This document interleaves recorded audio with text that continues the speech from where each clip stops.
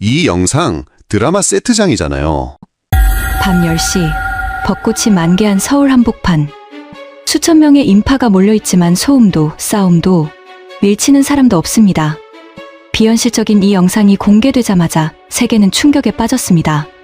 해외 커뮤니티를 중심으로 순식간에 퍼지며 수천만의 조회수와 댓글이 쏟아졌습니다. 반응은 단 두 가지였습니다. 아름답다. 이건 조작이다. 그런데 말도 안 되는 데이터가 터져 나오기 시작했습니다.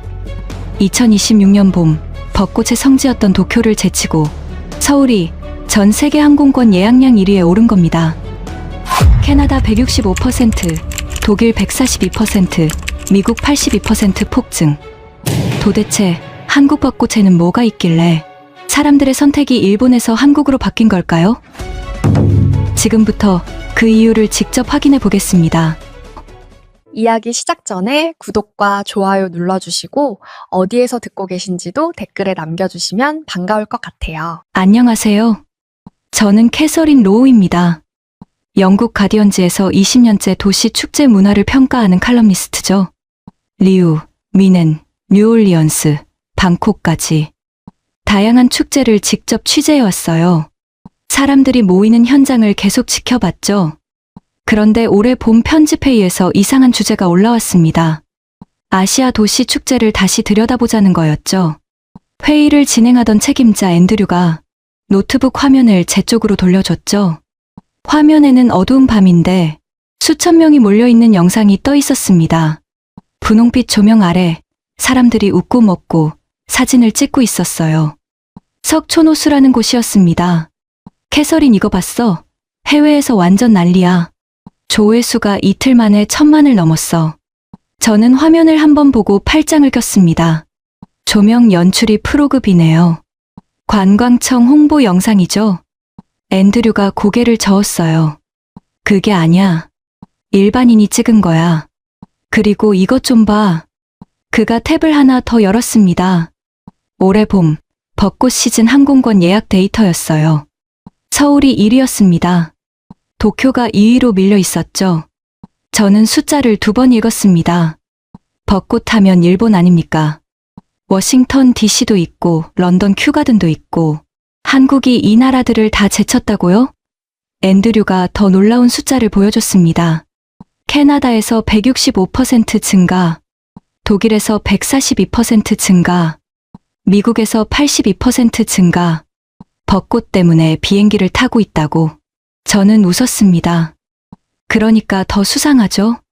꽃 때문에 관광 지도가 바뀐다고요? 누가 그걸 믿습니까? 분명 바이럴 마케팅이거나 과장된 SNS가 데이터를 왜곡한 겁니다. 앤드류가 기다렸다는 듯이 말했죠. 그래서 내가 가야 해. 직접 확인하고 와. 가짜면 폭로 기사 하나. 진짜면 특집 3편이야. 촬영 파트너는 소피 뒤발이었습니다. 프랑스 출신 카메라 오퍼레이터인데 파리 도심의 야경과 거리 문화를 오래 기록해온 사람이었죠. 소피, 한국 벚꽃이 세계 1위래.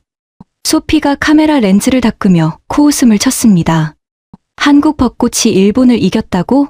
말도 안 돼. 교토 마루야마 공원 가봤어? 수양벚꽃 앞에서 사람들이 눈물을 흘려. 그게 진짜 벚꽃 문화야.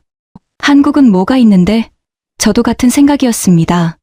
일본에는 1200년이 넘는 하나미 전통이 있잖아요. 워싱턴 DC에는 3000그루가 넘는 벚나무가 포토맥강을 따라 줄지어 있고 매년 150만 명이 찾아옵니다. 그런 나라들을 한국이 이겼다고요. 우리는 한국에 대해 그렇게 생각하고 있었어요. 4월 첫째 주 우리는 인천공항에 도착했습니다. 입국장을 나오는 순간부터 낯선 느낌이 있었어요. 공항에 들어오자마자 벚꽃이 계속 눈에 들어왔거든요.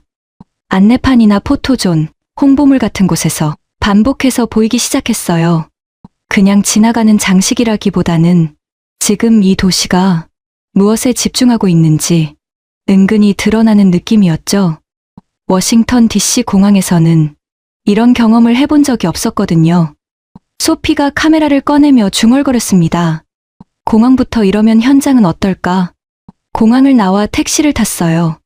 기사님은 우리가 촬영 장비를 들고 있는 걸 보더니 어디 가냐고 물었죠. 석촌호수요? 벚꽃 보러 왔어요. 그 말을 듣자마자 기사님이 웃으시더라고요. 아이고, 거기 지금 한창이죠.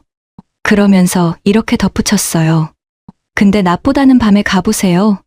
저는 순간 다시 물었어요. 밤이요? 기사님이 고개를 끄덕이면서 말했습니다. 조명 켜지면 완전 달라요. 사람도 많고 그때가 진짜예요. 그 말이 조금 의외였어요. 보통은 사람이 많으면 피하라고 하거든요.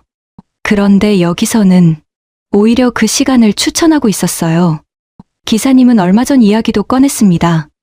손녀 데리고 갔는데요. 처음엔 안 간다고 울더니 막상 가니까 안 온다고 울더라고요. 저는 그 말을 듣고 소피를 한번 쳐다봤어요. 소피도 아무 말 없이 저를 보고 있었죠. 둘 다 같은 생각이었거든요. 밤에 사람이 많은 곳에 아이를 데리고 간다. 제가 알고 있던 도시 기준에서는 쉽게 이해되지 않는 장면이었어요. 그날 저녁, 우리는 짧게 결론을 내렸어요. 직접 가서 보자. 낮에 먼저 확인해 보기로 했죠. 그런데 그때까지도 한 가지는 납득이 되지 않았어요.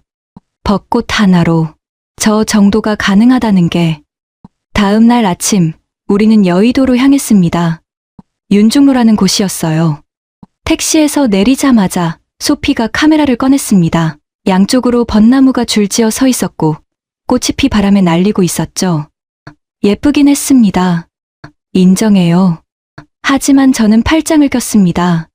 교토 철학의 길도 이 정도는 됩니다. 워싱턴 포토맥 강도 이만큼은 되죠. 꽃 자체만 놓고 보면 아직 제가 봐왔던 범위 아니었어요. 소피도 비슷한 반응이었습니다.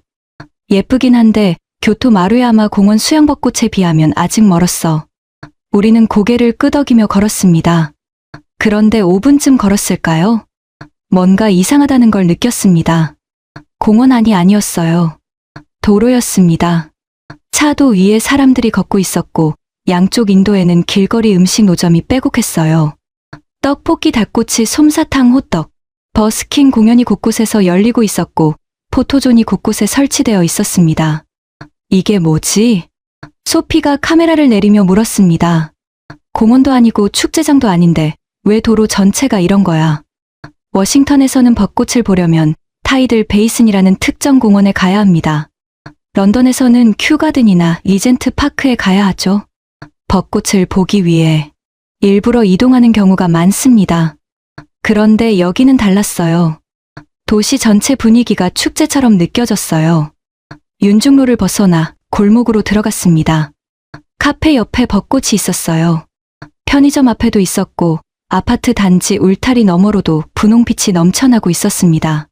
소피가 중얼거렸어요. 이건 좀 다르다. 명소에 가야 볼 수 있는 게 아니라 그냥 걷기만 하면 벚꽃이야. 저도 인정할 수밖에 없었습니다. 특정 공원에 3,000 그루를 몰아 심어놓은 워싱턴과는 구조 자체가 달랐어요. 여기는 도시 전체에 벚꽃이 흩어져 있었습니다. 출퇴근길이 벚꽃길이고 장 보러 가는 길이 벚꽃길이었죠. 하지만 저는 아직 버텼습니다. 꽃이 많다고 축제가 되는 건 아니니까요. 분위기와 문화가 만들어져야 진짜 축제입니다. 그건 일본 하나미가 1200년 동안 쌓아온 거잖아요. 오후 6시쯤 다시 윤중로로 돌아왔습니다. 퇴근 시간이었어요. 그런데 놀라운 광경이 펼쳐졌습니다. 정장 차림의 직장인들이 편의점에서 치킨과 맥주를 사들고 벚꽃 아래로 오고 있었어요. 넥타이를 맨 채로 돗자리를 펴는 남자, 하이힐을 벗어놓고 맥주캔을 따는 여자, 동료 8명이 모여 건배를 하고 있었죠. 자연스러웠습니다. 이게 말이 됩니까? 제가 소피에게 말했습니다. 퇴근하고 바로 벚꽃 아래서 치킨을 먹는다고. 런던에서 퇴근 후에 하이드파크 가서 이러는 사람 봤어? 소피가 고개를 저었습니다. 파리에서도 없어. 퇴근하면 집에 가거나 바에 가지. 공원에서 치킨 먹는 사람은 못 봤어. 그런데 여기 사람들한테 이건 특별한 날이 아니었어요. 그냥 평일 화요일 저녁이었습니다. 벚꽃 아래서 치킨 먹는 게 당연한 나라.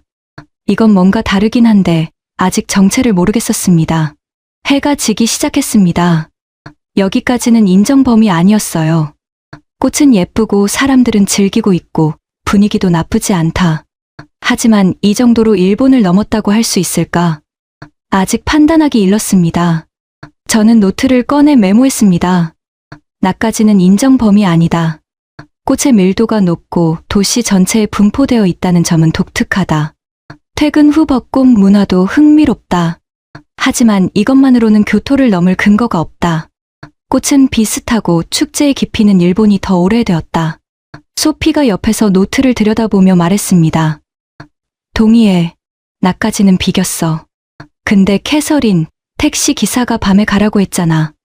저는 펜을 멈췄습니다. 맞았어요. 그래, 가보자. 밤에 뭐가 다른지 직접 확인하자. 우리는 호텔로 돌아가 장비를 챙기기 시작했습니다. 밤 9시 석촌호수에 도착했습니다. 택시에서 내리는 순간 소피가 멈춰 섰어요. 캐서린, 이거 봐. 저도 멈췄습니다. 호수 전체가 분홍빛으로 빛나고 있었어요.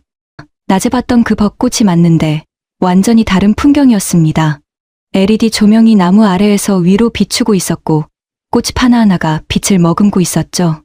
호수 수면에 분홍빛이 반사되면서 하늘과 물이 경계 없이 이어졌습니다.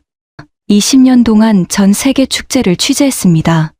리우 카니발의 조명도 봤고 미넨 옥토버 페스트의 야경도 봤어요. 교토 마루야마 공원에 야간 벚꽃도 2번이나 갔죠. 하지만 이건 달랐습니다. 교토는 종이 등 몇 개로 은은하게 비추는 거였어요. 전통적이고 고요하고 아름답죠. 그런데 여기는 도시 전체가 무대였습니다. 조명 규모가 달랐고 연출 방식이 달랐어요. 이건 꽃 구경이 아니라 하나의 쇼였습니다. 소피가 카메라를 돌리기 시작했습니다. 그런데 카메라보다 먼저 제 귀가 반응했어요. 소리였습니다. 웃음소리, 음악소리, 아이들이 뛰어다니는 소리. 밤 9시인데 이 소리가 동시에 들리고 있었습니다. 영상으로 봤을 때는 몰랐어요. 이 소리를 담을 수가 없었으니까요. 직접 써보니까 알겠더라고요. 이건 축제장 분위기가 아니었습니다. 동네 분위기였어요. 축제는 흥분이 있잖아요. 고함이 있고 술에 취한 사람이 있고 긴장감이 섞여 있죠. 여기는 그런 게 없었습니다. 그냥 편안했어요. 마치 자기 집 앞마당에 나온 것 같은 표정들이었습니다. 밤 9시예요. 수천 명이 모여 있는데 분위기가 몽글몽글하다니. 이게 영상에서 봤을 때 비현실적으로 보였던 이유였습니다. 호수를 따라 걷기 시작했습니다. 밤 10시가 넘었는데 사람들이 줄어들 기미가 없었어요. 오히려 더 나오고 있었습니다. 할머니와 손녀가 손을 잡고 산책하고 있었죠. 10대 학생 5명이 벤치에 앉아서 떡볶이를 나눠 먹고 있었어요. 젊은 커플이 돗자리를 깔고 노트북으로 영화를 보고 있었습니다. 밤 10시에 이 조합이 가능한 도시를 본 적이 있습니까? 리우에서 밤 10시면 관광객한테 호텔 밖에 나가지 말라고 합니다. 뉴올리언스에서 밤 10시면 혼자 다니면 위험해요라고 하죠. 런던에서도 밤 10시에 공원에서 할머니와 손녀가 산책하는 건 상상하기 어렵습니다. 그런데 여기서는 그게 당연한 풍경이었어요. 벤치 하나가 비어서 잠깐 앉았습니다. 옆에 외국인 커플이 돗자리를 깔고 앉아 있었어요. 치킨 한 마리와 초록색 병이 놓여 있었죠. 말을 걸었습니다. 어디에서 오셨어요? 스페인이요. 바르셀로나에서 왔어요. 벚꽃 보러 오신 거예요. 남자가 치킨 뼈를 내려놓으며 웃었습니다. 네, 작년에 도쿄 갔었는데 올해는 서울로 바꿨어요. 인스타에서 석촌호수 영상 보고 바로 항공권 끊었죠. 어떠세요? 여자가 초록색 병을 들어 보이며 말했습니다. 이거 막걸리라는 건데 한국인이 편의점에서 추천해줬어요. 주문도 도와줬고요. 이런 거 바르셀로나에서는 불가능해요. 왜요? 남자가 표정이 진지해졌습니다. 밤에 이렇게 앉아서 먹는 거 자체가 안 돼요. 소매치기 때문에. 가방은 절대 옆에 못 놓거든요. 여자가 덧붙였습니다. 여기는 가방을 옆에 놓고도 아무도 신경 안 써요. 처음에 무서웠는데 이제 적응됐어요. 그게 제일 충격이에요. 소피가 카메라를 내리며 저를 봤습니다. 캐서린, 솔직히 말할게. 나 파리의 생강변에서 5년째 야간 다큐 찍고 있잖아. 밤 10시에 이런 분위기는 한 번도 못 봤어. 파리에서 밤에 강변에서 돗자리 깔고 치킨 먹으면서 가방을 옆에 놓는 사람이 있겠어? 저도 알고 있었습니다. 없죠. 런던에서도 없고 뉴욕에서도 없어요. 소피가 이어서 말했습니다. 그리고 하나 더. 저 스페인 커플 말이야. 한국인이 편의점에서 추천해주고 주문도 도와줬대잖아. 파리에서 외국인한테 그런 거 해주는 사람 봤어? 본 적 없어. 저는 고개를 끄덕였습니다. 나도 없어. 호텔로 돌아오는 택시 안에서 저는 창밖을 봤습니다. 밤 11시가 넘었는데 거리에 여전히 사람들이 걷고 있었어요. 20년 동안 축제 뒤의 어둠만 봐왔습니다. 인파 뒤에는 반드시 범죄가 있었고 화려함 뒤에는 반드시 위험이 있었어요.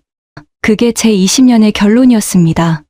그런데 여기는 인파 뒤에 더 많은 인파가 있을 뿐이었어요. 화려함 뒤에 더 깊은 편안함이 있었습니다. 어둠이 없었어요. 소피가 조수석에서 졸고 있었습니다. 저는 핸드폰을 꺼내 노트에 한 줄을 적었어요. 낮에는 비겼다고 생각했다.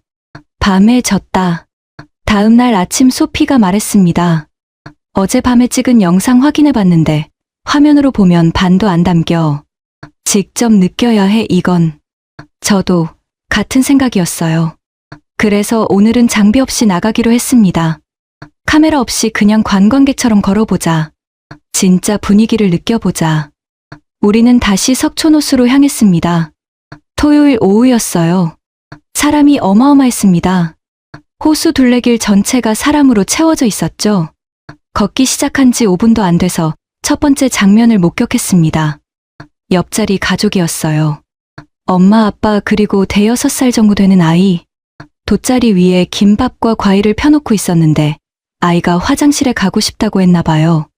엄마가 아이 손을 잡고 일어섰습니다. 아빠도 따라 일어났어요. 돗자리 위에는 가방과 음식이 그대로 놓여 있었습니다. 핸드폰도 있었어요. 저는 시계를 봤습니다. 그들이 자리를 비운 건 12분이었어요. 12분 동안 수백 명이 그 옆을 지나갔습니다. 아무도 건드리지 않았어요. 그것만이 아니었습니다. 바람이 불어서 냅킨이 날리려 하자 지나가던 아주머니가 멈춰서서 가방으로 냅킨을 눌러놓고 갔어요. 자기 물건도 아닌데, 자기 자리도 아닌데 아무 말 없이 눌러놓고 그냥 갔습니다. 그 가족이 돌아왔을 때 아빠가 냅킨을 보더니 누가 눌러놨네 하고 한마디 했어요. 그게 끝이었습니다. 놀라지도 않았어요. 당연하다는 듯이 조금 더 걸었습니다. 호수 모퉁이를 돌아가는 좁은 구간이었어요. 사람이 한꺼번에 몰려서 느리게 움직이고 있었죠. 그때 제 앞에서 서너 살짜리 아이가 넘어졌습니다. 아이스크림을 들고 뛰어가다가 발이 걸린 거였어요. 아이가 울음을 터뜨렸습니다. 그 순간 놀라운 일이 벌어졌어요. 부모보다 먼저 주변 어른 3명이 동시에 몸을 숙였습니다. 한 할아버지가 아이를 일으켜 세웠고 옆에 있던 아주머니가 물티슈를 꺼내 무릎을 닦아줬어요. 그리고 또 다른 남자가 주머니에서 과자를 꺼내 아이에게 건넸습니다. 괜찮아, 안 다쳤어. 아이가 울음을 멈추기도 전에 3사람이 동시에 움직인 겁니다. 부모가 달려왔을 때 할아버지가 웃으며 말했어요. 괜찮아요, 안 다쳤어요. 걱정 마세요. 3사람은 각자 다른 방향으로 흩어졌습니다. 서로 아는 사이가 아니었어요. 소피가 제 팔을 잡으며 말했습니다. 저거 봤어. 3명이 동시에 움직였어. 약속한 것도 아닌데. 더 걸었습니다. 가장 붐비는 구간이었어요. 수천 명이 좁은 길에 몰려 있었습니다. 저는 긴장했어요. 미넨 옥토버 페스트에서 인파 밀집 구간을 취재한 적이 있거든요. 밀치고 소리 지르고 넘어지는 사람이 나오고 응급차가 대기하고 있었죠. 리우 카니발에서는 매년 군중 밀집으로 인한 부상 사고가 보고됩니다. 그런데 여기는 달랐어요. 밀치는 사람이 없었습니다. 앞사람이 멈추면 뒤에서 자연스럽게 흐름이 갈라졌어요. 유모차가 지나가면 양쪽에서 알아서 길을 만들어줬습니다. 아무도 지시하지 않았어요. 경찰도 보이지 않았고 안전요원이 소리치는 것도 없었습니다. 사람들이 스스로 질서를 만들고 있었어요. 소피가 고개를 절레절레 흔들었습니다. 파리에서 이 인구 밀도면 경찰 50명은 배치해야 해. 1시간쯤 더 걸었을까요? 저는 발밑을 봤습니다. 그리고 또 한 번 멈춰야 했어요. 바닥이 깨끗했습니다. 수만 명이 먹고 마신 곳이었어요. 치킨 박스, 음료수 컵, 과자 봉지, 그런 것들이 있어야 정상이잖아요. 그런데 거의 없었습니다. 자세히 보니까 사람들이 각자 비닐봉지를 들고 다니고 있었어요. 먹고 난 쓰레기를 자기 봉지에 넣고 있었죠. 한 아이가 과자 봉지를 바닥에 버리려 하자 엄마가 말했습니다. 우리 봉지에 넣어. 자원봉사자가 시킨 게 아니었어요. 안내 방송이 나온 것도 아니었습니다. 그냥 습관이었어요. 미는 옥토버 페스트가 끝나면 맥주잔 깨진 거, 음식물 쓰레기 온갖 것들이 바닥에 널려 있습니다. 청소 인력이 수백 명 투입되죠. 여기는 청소 인력 자체가 필요 없어 보였어요. 석촌호수를 벗어나 골목으로 들어갔습니다. 길을 잃었어요. 구글 지도를 들고 두리번거리고 있었는데 2분도 안 돼서 대학생으로 보이는 여자가 다가왔습니다. 영어로 물었어요. 어디 가세요? 도와드릴까요? 호텔 이름을 보여줬더니 여기서 가까워요. 같이 가요라고 했습니다. 10분을 같이 걸어줬어요. 가는 길에 이것저것 물어봤습니다. 벚꽃 시즌에 항상 이렇게 사람 많아요. 네, 매년 이때쯤이면요. 여기는 밤에 돌아다니는 게 안전해요? 그 질문에 대학생이 의아한 표정을 지었습니다. 안전하다니요? 당연히 안전하죠? 석촌호수인데요. 택시 기사도 그리고 이 대학생도 같은 표정을 지었어요. 마치 제가 이상한 질문을 한 것처럼요. 호텔 앞에 도착하자 대학생이 손을 흔들었습니다. 한국 즐기세요. 그리고 돌아갔어요. 저는 감사합니다를 3번이나 말했는데 대학생은 이미 이어폰을 끼고 걸어가고 있었습니다. 대단한 일을 한 거라는 인식 자체가 없어 보였어요. 그때 소피가 말했어요. 나 어제 밤에 편의점에서 물 사는데 외국인 여자가 혼자 사진 찍고 있었거든. 아무도 쳐다보지 않는 것 같은데 자세히 보니까 주변에서 은근히 의식하고 있더라. 그러다가 편의점 직원이 나와서 사진 찍어드릴까요 하더라고. 여기 사람들은 관심을 주되 간섭은 하지 않아. 이건 훈련으로 되는 게 아니야. 체질이야. 저는 방에 올라가서 노트를 펼쳤습니다. 오늘 하루를 정리해야 했어요. 펜을 들었는데 손이 멈췄습니다. 뭐라고 써야 할지 몰랐거든요. 한참을 고민하다가 한 줄을 적었습니다. 꽃이 예쁜 게 아니었다. 꽃 아래에 있는 사람들이 만드는 공기가 이 축제의 본질이다. 워싱턴에도 교토에도 꽃은 있다. 하지만 이 공기는 없다.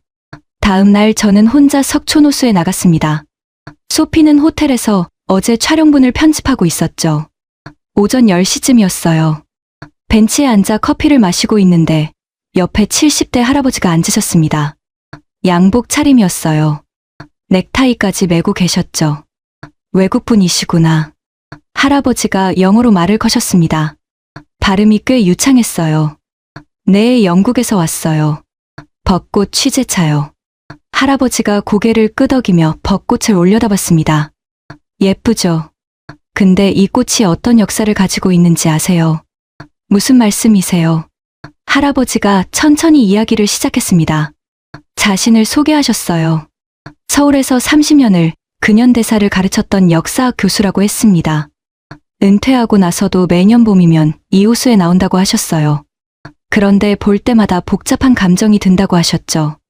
일제강점기 초기의 말이죠. 할아버지가 말을 이었습니다. 서울 곳곳에 벚나무가 대량으로 심어졌어요.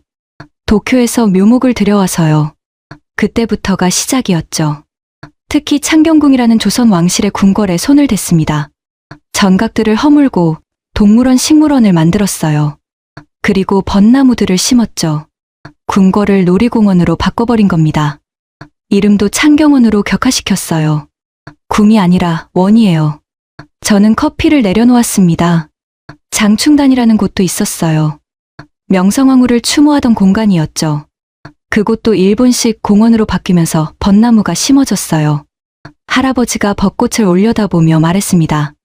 그러면서 그런 공간의 원래 의미가 점점 흐려지기도 했어요.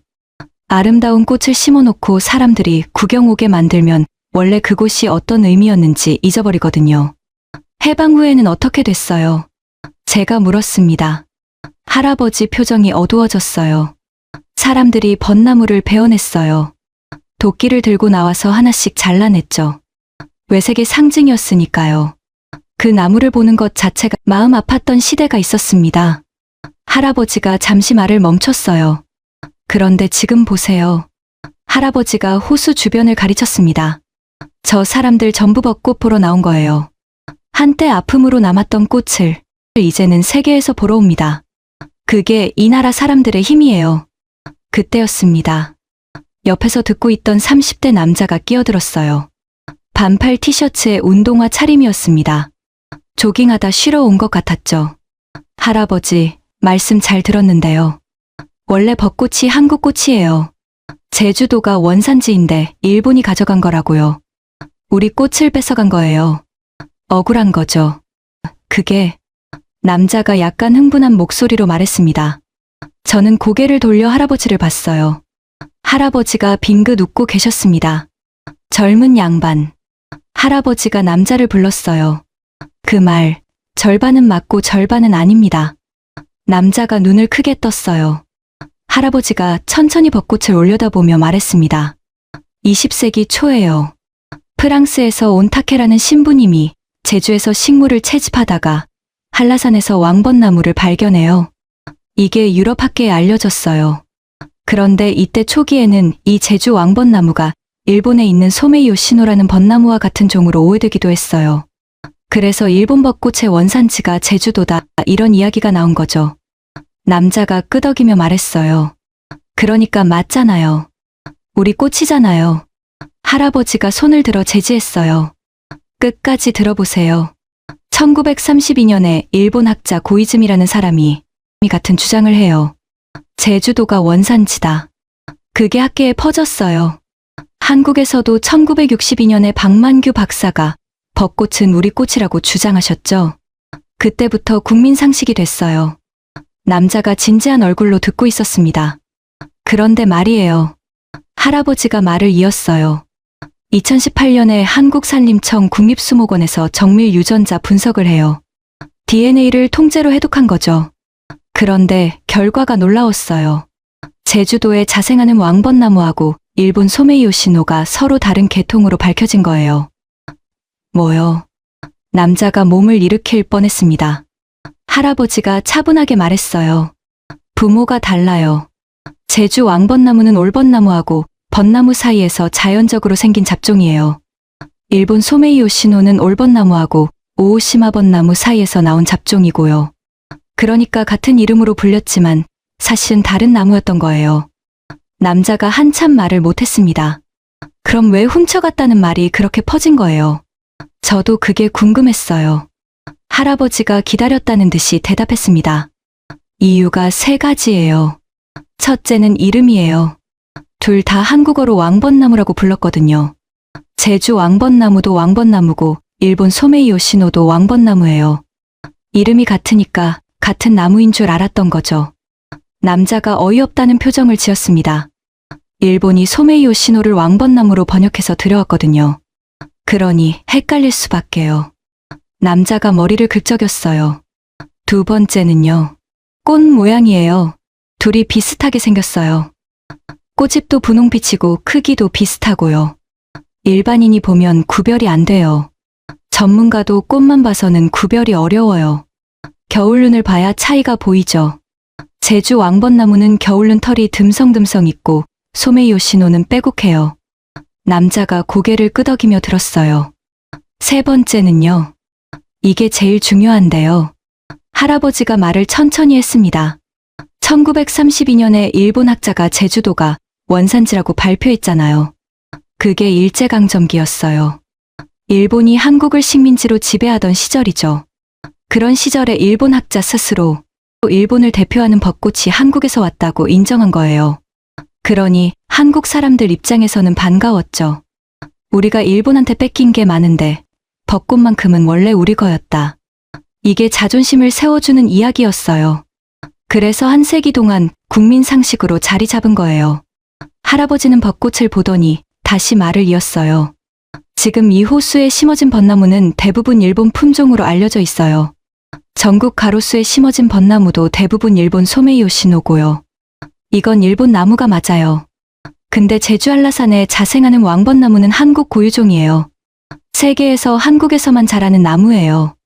이름만 왕벚나무가 아니라 진짜 한국 왕벚나무죠. 남자가 한참 생각하더니 말했어요. 그러니까 꽃은 두 가지가 있고 가로수에 심긴 건 일본 계통이고 제주 자생지에 있는 건 우리 고유종이고 이름이 같아서 오해가 있었던 거네요. 정확합니다. 할아버지가 고개를 끄덕였어요. 그리고 요즘 일부 지역에서는 자생 왕벚나무로 교체하려는 움직임도 있어요. 일본 소메이 요시노가 수명이 한정되어 있거든요. 오래된 나무들이 교체 시기가 다가오고 있죠. 그때 제주 왕벚나무로 바꿔 심자는 운동이 번지고 있어요. 뿌리부터 되찾아가자는 거죠. 남자의 표정이 밝아졌어요. 그거 좋네요. 그럼 제 손자 세대에는 진짜 우리 꽃 보는 거네요. 그렇게 되면 좋겠죠. 할아버지가 웃으며 남자 어깨를 두드렸습니다. 젊은 양반 오늘 하나 배워갔네요. 남자가 웃으며 일어났어요. 할아버지 감사합니다. 저 조깅 마저 하고 올게요. 친구들한테도 제대로 알려줘야겠어요. 남자가 뛰어가는 뒷모습을 보며 할아버지가 저에게 말했습니다. 저렇게 하나씩 알아가는 거예요. 한 세기 동안 잘못 알고 있었던 걸 이제라도 바로잡아가는 거죠. 저는 호텔로 돌아와서 직접 조사를 시작했어요. 그런데 조사하다가 또 하나 놀라운 사실을 발견했습니다. 해방 후에 분명히 벚나무를 베어냈다고 했는데 지금은 어떻게 이렇게 많아진 걸까? 답은 1960년대였어요. 해방 20여 년이 지났을 무렵부터 일부 일본인과 제1교포들이 벚나무, 묘목을 기증했다는 겁니다. 진해도 그랬고 여의도 윤중로도 그랬고 정군가도도 그랬어요. 비행기로 묘목을 실어 날랐다고 해요. 당시 한국에서는 반대 여론도 많았답니다. 왜 일본 나라꽃을 다시 심느냐. 그런데도 강행됐어요. 관광 개발이라는 명분 아래서요. 그러니까 지금 우리가 보는 이 벚꽃길은 해방 후 한번 베어냈다가 다시 심어진 꽃이었던 겁니다. 저는 노트북을 덮고 창밖을 봤습니다. 호텔 앞 도로변에도 벚꽃이 피어 있었어요. 워싱턴 DC의 벚꽃은 1912년 일본이 미국에 준 우정의 선물입니다. 감사의 상징이죠. 아름다운 역사예요. 그런데 한국 벚꽃은 달랐습니다. 그런 역사적 맥락 속에서 받아들여지기도 했고 한때는 베어지기까지 했던 꽃이었어요. 그 나무를 다시 심었고 이제는 뿌리까지 자기 것으로 바꿔가고 있었습니다. 같은 꽃인데 전혀 다른 무게를 가지고 있었어요. 소피가 방으로 들어왔습니다. 편집 끝났어. 근데 왜 그런 표정이야? 저는 소피에게 오늘 들은 이야기를 전부 말해줬어요. 소피가 한참 듣더니 말했습니다. 그러니까 이 나라 사람들은 자기 역사의 아픔까지 축제로 바꿔버린 거네. 그리고 뿌리까지 되찾아가고 있는 거고. 그렇죠. 그게 이 벚꽃의 진짜 무게였습니다. 다음 날 아침 소피가 말했습니다. 캐서린 서울만 보고 판단하면 안 되지 않아. 맞는 말이었어요. 가디언즈 특집을 쓰려면 서울 하나로는 부족했습니다. 저는 노트북을 열어 한국 지도를 펼쳤어요. 그런데 지도를 보다가 이상한 걸 발견했습니다. 벚꽃이 남쪽에서 북쪽으로 올라가고 있었어요.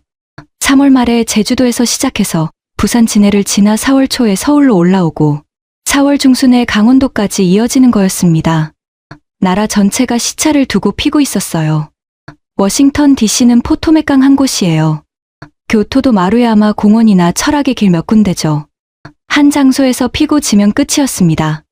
그런데 한국은 달랐어요. 꽃 하나가 나라 전체를 3월에 이어 4월까지 물들이고 있었습니다. 저는 호텔 직원에게 물어봤어요. 제주나 진해 지금 가면 벚꽃 볼 수 있나요? 직원이 웃으며 고개를 저었습니다. 아이고 벌써 다 졌어요. 거기는 3월 말이 절정이거든요. 지금은 꽃이 피 다 떨어지고 파란 잎만 남아 있을 거예요. 저는 아쉬웠지만 소피가 노트북을 돌려 보여줬어요. 이거 봐 캐서린. 화면에는 진해 여자천 영상이 떠 있었습니다. 도시 전체가 분홍빛이었어요. 도로 하늘 골목 모든 게 벚꽃이었습니다. 소피가 영상을 확대하며 말했습니다. 이거 한 장소가 아니야. 도시 전체야. 36만 그루래. 저는 숫자를 잘못 들었나 싶었어요. 36만이요. 소피가 자료를 읽었습니다. 진해 벚나무가 36만 그루, 워싱턴 DC가 3천 그루, 100배가 넘어. 매년 200만에서 300만 명이 이 작은 도시에 몰려온대. 저는 영상을 돌려봤습니다. 해군 기지가 축제 기간에 개방되는데 군함과 벚꽃이 함께 있는 풍경이 있었어요. 군함 옆에 분홍빛 꽃이 피 눈처럼 날리고 있었습니다. 이런 조합은 세계 어디서도 본 적이 없었죠. 소피가 혀를 찼습니다. 내년엔 여기부터 와야겠다. 3월 말에 제주도 영상도 찾아봤습니다. 왕벚나무 자생지라는 곳이었어요. 어제 역사 교수가 말했던 그 나무. 일본 소메이 요시노와 유전적으로 다른 한국만의 왕벚나무. 영상 속에서 나무는 거대했습니다. 꽃이 더 크고 풍성했어요.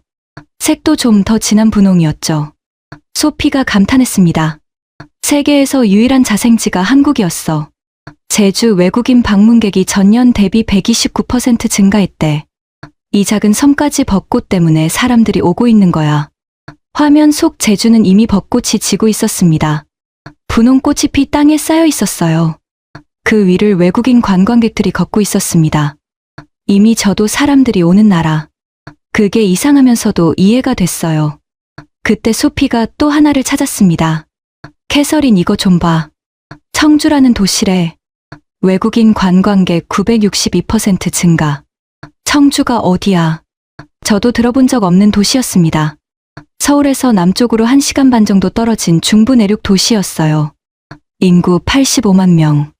관광으로 유명한 도시도 아니었죠. 그런데 이 작은 도시에 외국인이 10배 늘었다는 겁니다. 왜요? 소피가 인터뷰 영상을 재생했습니다. 태국인 관광객 2명이 카메라에 대고 말하고 있었어요. 인스타에서 봤어요.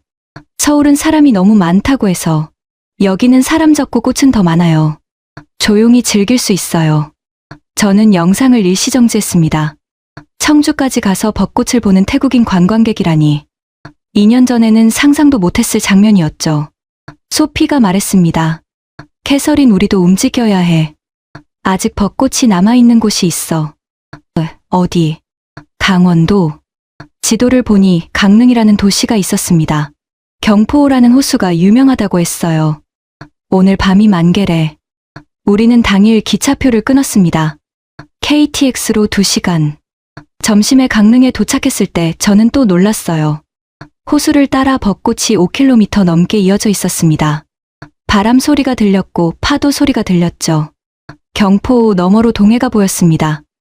호수와 벚꽃과 바다가 하나의 프레임 안에 들어오는 풍경이었어요. 소피가 카메라를 내리더니 그냥 서 있었습니다. 캐서린 이건 또 다른 한국이네. 서울은 도시형 벚꽃이었고 여기는 자연형 벚꽃이었어요. 같은 나라에서 완전히 다른 두 개의 벚꽃을 보고 있는 거였죠. 벤치에 앉아 바다를 바라봤습니다. 파도가 밀려왔다 밀려가고 있었어요. 벚꽃이 피 바람에 날려 호수 위에 떨어졌습니다. 꽃이 피 수면 위를 떠다니는 풍경. 이게 바다 옆 벚꽃의 힘이었어요. 교토에도 이런 건 없었습니다. 워싱턴에도 없었죠. 소피가 셔터를 누르며 말했습니다. 이 사진 한 장이면 기사 커버는 결정이야. 호수 한 바퀴를 도는데 2시간이 걸렸어요. 산책로 중간에 한 할머니가 벤치에 앉아 계셨습니다. 혼자였어요. 우리가 지나가자 할머니가 손짓했습니다. 외국에서 왔어요. 네, 영국에서요. 할머니가 호수를 가리키며 말했어요. 내가 30살 때도 이랬어요. 60이 됐는데도 그대로예요. 안 변해요. 나만 변하지. 그 말이 가슴에 박혔습니다. 할머니는 평생 이 호수 옆에 살았고 매년 이 벚꽃을 봤던 거예요. 그리고 올해도 혼자 나와서 앉아 계셨습니다. 서울로 돌아오는 KTX 안에서 창밖을 봤습니다. 해가 지고 있었어요. 그때 깨달았습니다. 한국 봄에는 한 가지가 더 있다는 걸. 벚꽃이 끝이 아니었어요. 며칠 전 서울 거리에서 봤던 노란 꽃. 개나리라고 했죠. 그리고 강릉 호수 옆에서 봤던 진분홍색 꽃. 철쭉이라고 했습니다. 한국 봄은 3번이었어요.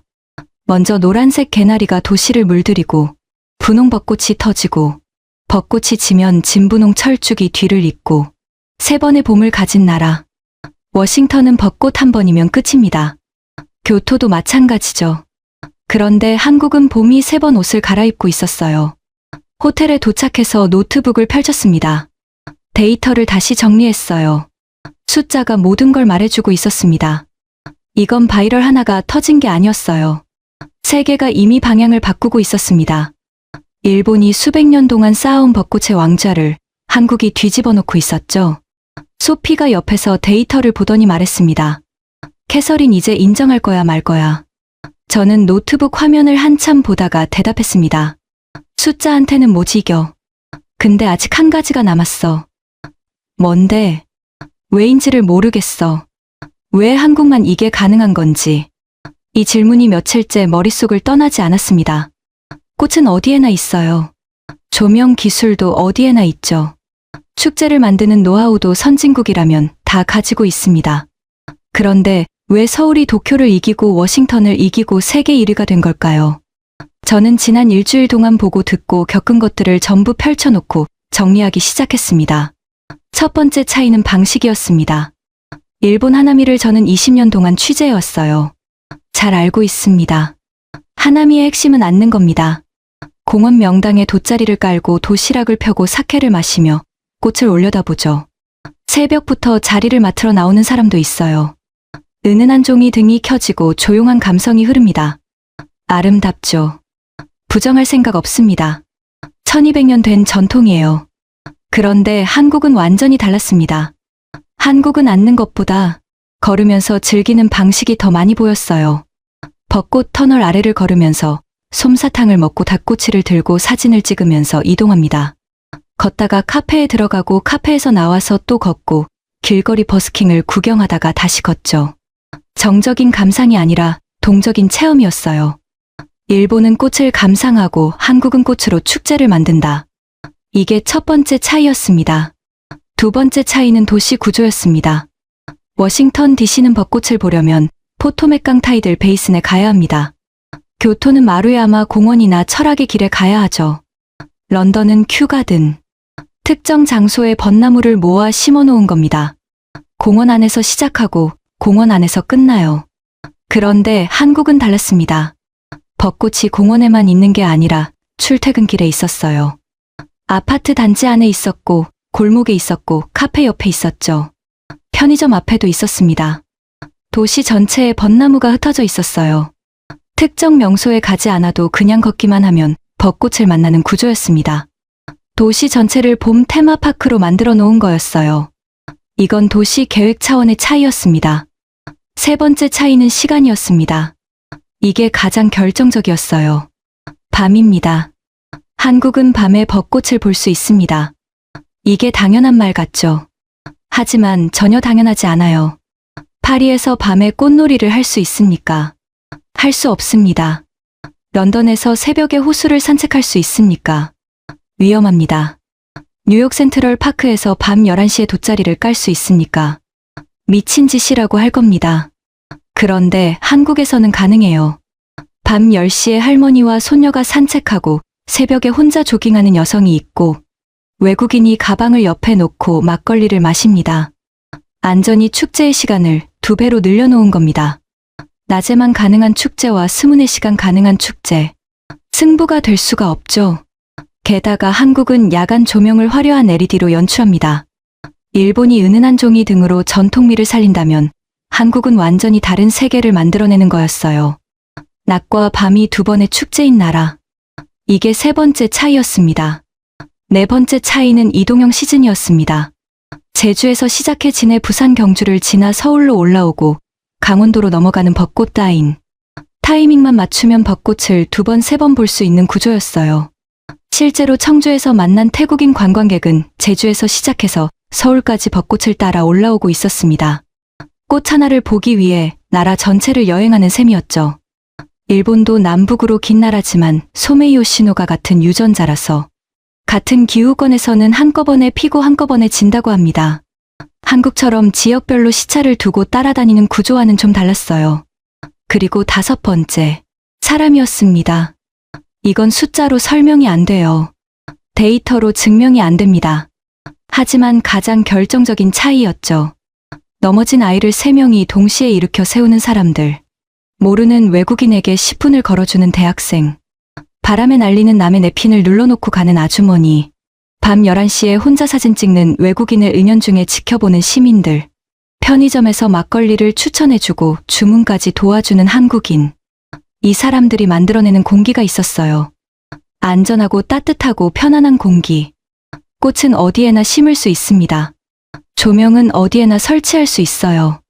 하지만 이 공기는 만들 수가 없습니다. 이건 시스템이 아니라 문화였어요. 소피가 커피를 내려놓으며 말했습니다. 캐서린, 이제 인정해. 일본이 하나미를 먼저 시작했을지 몰라. 하지만 한국은 벚꽃을 즐기는 방식 자체를 새로 만들어버린 거야. 세계가 지금 따라가고 있는 건 그 방식이고, 저는 고개를 끄덕였습니다. 20년 만에 처음으로 완전히 인정하는 순간이었어요. 벚꽃 하면 일본이라는 공식. 제 안에서 20년 동안 단 한 번도 흔들리지 않았던 그 공식이 무너졌습니다. 꽃이 바뀐 게 아니었어요. 꽃을 둘러싼 모든 것이 달랐던 겁니다.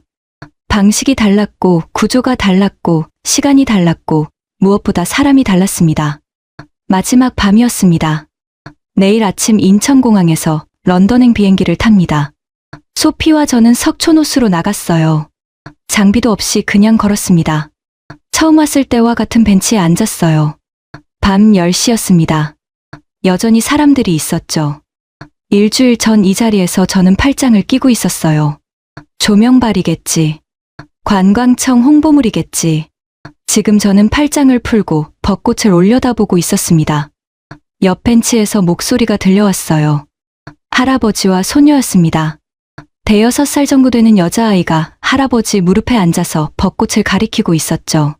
할아버지, 저 꽃 왜 이렇게 예뻐? 할아버지가 아이 머리를 쓰다듬으며 말했습니다. 이 꽃은 슬픈 이야기가 있는 꽃이란다.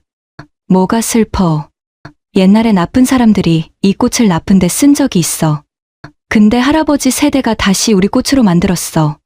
아이가 고개를 갸웃했어요. 그래서 이제 안 슬퍼. 할아버지가 웃었습니다. 안 슬퍼. 이제는 세계에서 제일 예쁜 꽃이야. 저는 그 대화를 듣고 있었는데 목이 메어왔어요. 소피도 옆에서 조용히 듣고 있었습니다. 조금 더 걸었습니다. 호수 중간쯤에서 외국인 가족이 사진을 찍고 있었어요. 아빠가 셀카봉을 꺼내 각도를 맞추고 있었는데 뒤에서 한국인 남자가 다가왔습니다. 제가 찍어드릴까요? 아빠가 고마워하며 핸드폰을 건넸어요. 그 한국인 남자가 사진을 찍었습니다. 한 장이 아니었어요. 각도를 바꿔가며 찍었습니다. 좀 더 왼쪽으로요. 고개 살짝 기울여 보세요. 하나, 둘, 셋.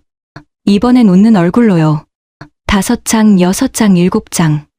결국 10장이 넘게 찍었어요.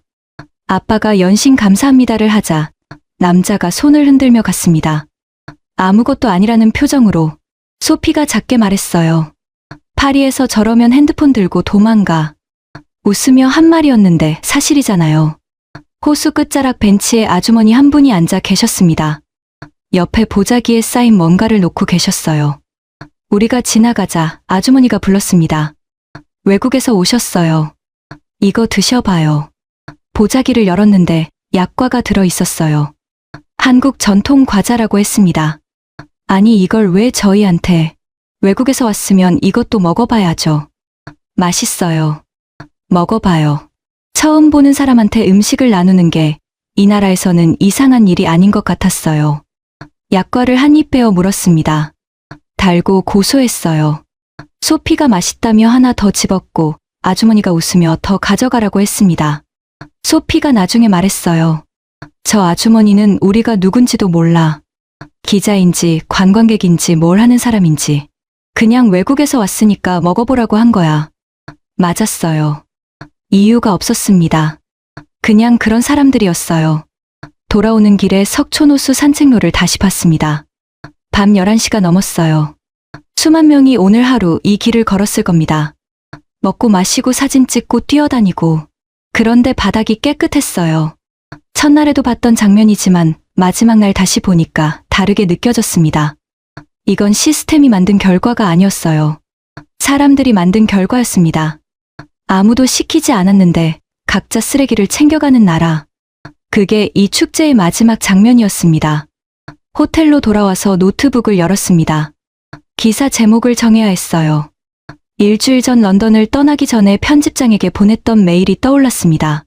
한국 벚꽃 바이럴의 거짓을 파헤치다. 조작된 이미지와 과장된 SNS가 어떻게 관광 데이터를 왜곡하는지 보여주겠다고 했었죠.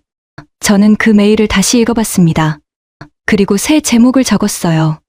우리가 잃어버린 봄 서울에서 찾다. 소피가 옆에서 화면을 보더니 말했습니다. 그게 맞아.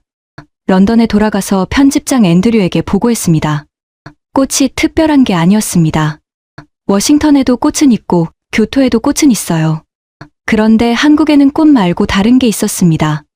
꽃을 함께 즐기는 방식이 달랐고 서로를 배려하는 태도가 달랐고 역사의 아픔을 축제로 바꾸는 힘이 달랐어요. 그게 한국 벚꽃의 정체였습니다. 앤드류가 한참 듣더니 한마디 했습니다. 특집 3편이네.